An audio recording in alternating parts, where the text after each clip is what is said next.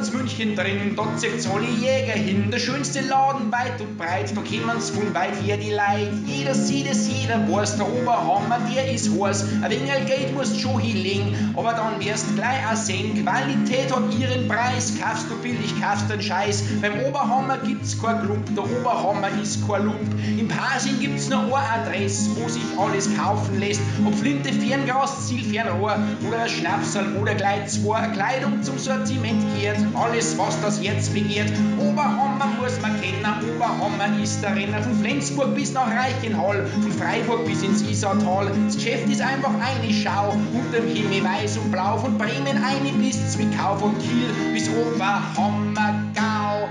Eine Jagdschule haben's integriert, Naturschutz wird auch forciert. Wohlfühlatmosphäre pur im Einklang leben mit der Natur. Ein Wilderer darf da nicht nein, Tradition, so soll es sein.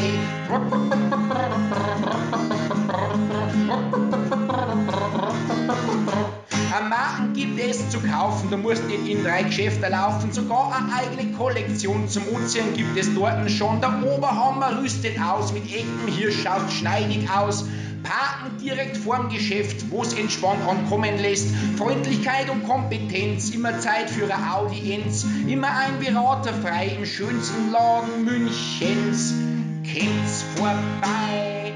Oberhammer muss man kennen, Oberhammer ist der Renner. Von Flensburg bis nach Reichenhall, von Freiburg bis ins Isartal. Das Geschäft ist einfach eine Schau, unterm Himmel weiß und blau. Von Bremen eine bis Zwickau, von Kiel bis Oberhammergau. Oberhammer muss man kennen, Oberhammer ist der Renner. Von Flensburg bis nach Reichenhall, von Freiburg bis ins Isartal. Das Geschäft ist einfach eine Schau, unterm Himmel weiß und blau. Von Bremen eine bis Zwickau, von Kiel bis Oberhammergau.